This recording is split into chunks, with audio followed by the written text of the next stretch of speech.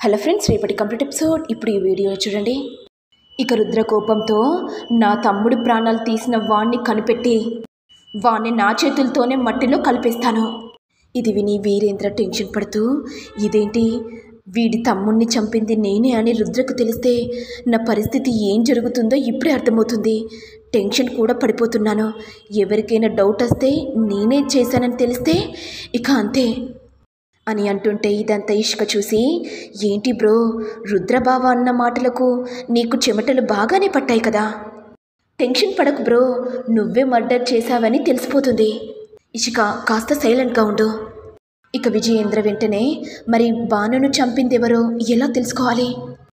ఇక లాయర్ మాట్లాడుతూ, ఆల్రెడీ చుట్టుపక్కల సీసీ కెమెరాలు ఉన్నాయో లేదో చెక్ చేశారు. ఉన్నాయి, కానీ bad luck, but no use. ఆ హంతకుడు ఎక్కడ కనిపించలేదు. ఇంతలో గంగా ఎంటర్ అయి, అయినా సాక్ష్యాలు దొరకకపోతే ఏముంది ఈ లాయర్ గారు, రుద్రసారికి వ్యతిరేకంగా సాక్షులు చెప్పేవాళ్ళు ఉన్నారు కదా, వాళ్ళ ద్వారా నిజం రాబడితే సరిపోతుంది కదా. ఇది విని వీరేంద్ర టెన్షన్ పడుతూ, గంగా నీకు అన్ని విషయాలు తెలీదు, కాస్త సైలెంట్గా ఉండు. ఇక రుద్ర వెంటనే, గంగ చెప్పేది నిజమే వీరేంద్ర, వాళ్ళ ద్వారానే నిజం బయటపడుతుంది. వాళ్ళ ద్వారా నిజం ఎలా రాబట్టాలో నాకు బాగా తెలుసు. సూర్య, వంశీ నాకు వ్యతిరేకంగా సాక్షులు చెప్పారు కదా, వాళ్ళను ఒకసారి తీసుకునిరా. వాళ్ళ ద్వారా నిజాన్ని ఎలా రాబడతానో మీరందరూ చూడండి. ఇది విని వీరేంద్ర టెన్షన్ పడుతూ, ఇక నేను దొరికిపోతాను. రుద్రకి వ్యతిరేక సాక్షులుగా వీళ్ళిద్దరిని పెట్టాను. వీళ్ళిద్దరు నా గురించి బట్టబయలు చేస్తారు. ఇక రుద్ర నన్ను చంపేస్తాడు అనుకుంటూ వీరేంద్ర టెన్షన్ పడుతుంటే ఇంతలో విజయేంద్ర పిలిచి, ఏంటి వీరేంద్ర, ఏమైంది, ఎందుకంత టెన్షన్ పడుతున్నా? అంటే అది మామయ్య గారు, బానును ఎవరు చంపారా అని ఆలోచిస్తూ టెన్షన్ పడుతున్నాను. బానుని చంపిన హంతకుడు ఎలా ఉంటాడా అని ఎదురు చూస్తున్నాను మామయ్య. నువ్వేం టెన్షన్ పడకు వీరేంద్ర, ఆ హంతకుడు మనకు తప్పకుండా దొరుకుతాడు. వాడికి శిక్ష ఎలా పడుతుందంటే జీవితాంతం నరకయాతన పడాలి అని అనేసరికి వీరేంద్ర టెన్షన్ పడిపోతాడు.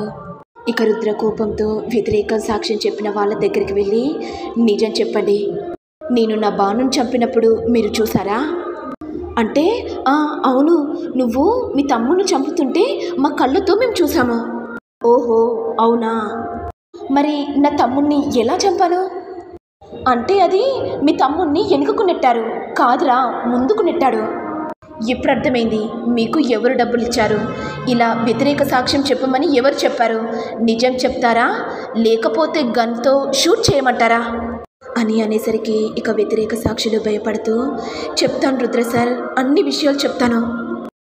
మిమ్మల్ని జైలుకు పంపించమని వీరేంద్ర సార్ చెప్పాడు అని అనేసరికి రుద్ర ఒక్కసారిగా షాక్ అవుతాడు. అంటే వీరేంద్రనా ఎన్ని రోజులు నన్ను చంపాలని ప్రయత్నించింది? అయినా వీరేంద్ర నా తమ్ముడిని చంపాలని ఎందుకు అనుకున్నాడు? అసలు ఏం జరిగింది? వీరేంద్ర నిన్ను వదిలిపెట్టను అనుకుంటూ రుద్ర కోపంతో ఇక ఇంటికి రాగానే వీరేంద్ర టెన్షన్ పడుతూ, ఏమైంది రుద్రబావా, ఆ హంతకుడు దొరికాడా? దొరికాడు వీరేంద్ర, హంతకుడు దొరికాడు. అవునా రుద్రబావా, మరి వాడు ఎక్కడున్నాడు? వాడి సంగతి నేను చూసుకుంటాను. ఎందుకు వీరేంద్ర, వాడి సంగతి నేనే చూసుకుంటాను అని అంటుంటే విజయేంద్ర కోపంతో, రుద్ర వాడెక్కడున్నాడో చూపెట్రా, వాణ్ణి చూడాలని కోపంగా ఉందిరా. పెదనాన్న మీరేం టెన్షన్ పడకండి, ఆ హంతకుడు మన కళ్ళ ముందే ఉన్నాడు. ఇన్ని రోజులు మన ఇంట్లోనే ఉంటూ మన తిండి తింటూ మనల్నే వెన్నుపోటు పొడవాలని చూస్తున్నాడు. ఎవరు రుద్ర చెప్పు? ఇంకెవరు పెదనాన్న? నీ అల్లుడు వీరేంద్ర. ఇది విని విజయేంద్ర ఒక్కసారిగా షాక్ అవుతాడు. ఏంటి రుద్ర, ఏం మాట్లాడుతున్నావు? వీరేంద్ర నా కొడుకుని చంపడం ఏంటి? అవును పెదనాన్న, ఈ విషయాన్ని కూడా నేను నమ్మలేదు. గంగ చెప్పినట్టుగా వ్యతిరేక సాక్షులను ఆరా తీసి అడిగాను. వాళ్ళు భయంతో అన్ని విషయాలు చెప్పారు. వీరేంద్ర సార్ చెప్తేనే మేము ఇలా చేశామని. ఇది విని విజయేంద్ర కోపంతో వీరేంద్ర చెంప పగలగొట్టి, వీరేంద్ర నిజం చెప్పు, మా కుటుంబాన్ని ఎందుకు ముక్కలు చేయాలని అనిపించింది? అయినా నీకేమని ఏం చేశాం? మా జీవితంతో ఎందుకు ఆడుకుంటున్నావు? నా బిడ్డను ఎందుకు పెళ్లి చేసుకున్నావు? దాని జీవితాన్ని ఎందుకు నాశనం చేశావు అని అంటుంటే వీరేంద్ర గట్టిగా నవ్వుతూ, ఇప్పుడు నిజం చెప్తాను, నీ కొడుకును చంపింది నేనే. ఎందుకంటే రుద్ర కొట్టిన దెబ్బకు నా తమ్ముడు కోమాలో ఉన్నాడు. అందుకే రుద్ర మీద పగ తీర్చుకోవడానికి నీ కొడుకును చంపాను. ఇది విని ప్రీతి కోపంతో వీరేంద్ర చెంప పగలగొట్టి, ఇన్ని రోజులు మంచివాడివి అనుకున్నాను, మా కుటుంబాన్ని నాశనం చేయడానికి నన్ను పెళ్లి చేసుకున్నావా? అయినా మా కుటుంబం మీకెందుకు అన్యాయం చేస్తుంది? ఏ ప్రీతి, నోరు మూసుకొని ఉండవే. అయినా నువ్వేంటే నా మీద చేసుకుంటున్నావు? నీకు నీ కుటుంబం ఎంత ముఖ్యమో నాకు కూడా నా కుటుంబం అంత ముఖ్యం. మీ నాన్న చేసిన పనికి మా నాన్న పరువు పోయింది. పరువు పోయిందన్న బాధతో ఆత్మహత్య చేసుకున్నాడు. మా అమ్మేమో నా చిన్నతనంలోనే పోయింది. ఇప్పుడు నాకు ఒక్కగానొక్క తమ్ముడున్నాడనుకున్నాను.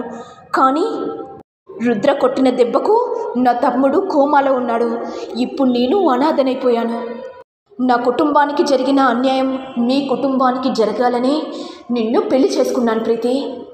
మీ కుటుంబాన్ని సర్వనాశనం చేయడానికే ఈ ఇంట్లోకి తిష్టవేశాను అని అంటుంటే శకుంతల మాటలు విని కోపంతో వీరేంద్ర చెంప పగలగొట్టి, నా కొడుకును చంపిందే కాకుండా ఏ బాధ లేకుండా నా కూతురు జీవితాన్ని కూడా నాశనం చేశావు కదా. ఏదో ఒక రోజు నువ్వు కూడా పాపాన్ని మూట కట్టుకుంటావు. రుద్ర, ఇప్పుడు చెప్తున్నాను, వీరేంద్రను ఏం చేస్తావో చేసుకో. నీ తమ్ముడు ప్రతీకారాన్ని తీర్చుకుంటానని చెప్పావు కదా, తీర్చుకో. అమ్మ ప్రీతి, నీ భర్త చనిపోయాడని అనుకో. రుద్ర, ఎన్ని రోజులు వీరేంద్ర మాటలు పట్టుకొని నీ తమ్ముడిని చంపింది నువ్వే అని నా మాటలతో నిన్ను చిత్రహింసలు పెట్టాను. ఇప్పుడు నా కొడుకుని చంపింది ఈ వీరేంద్ర అని తెలిసిపోయింది. వీణ్ణి జైలుకు పంపించి ఉరిశిక్ష పడేలా చేయాలి రుద్ర. అప్పుడే నా మనసు శాంతిస్తుంది, నా కొడుకు కూడా ఆత్మశాంతి కలుగుతుంది. రుద్ర, పెద్దమ్మ, మీ మాటను తప్పకుండా శిరసావహిస్తాను అనుకుంటూ రుద్ర వీరేంద్రను జైలుకు తీసుకెళ్తుంటే, రే రుద్ర, నువ్వు నన్ను జైలుకు తీసుకెళ్లాలని చూస్తున్నావు కదా.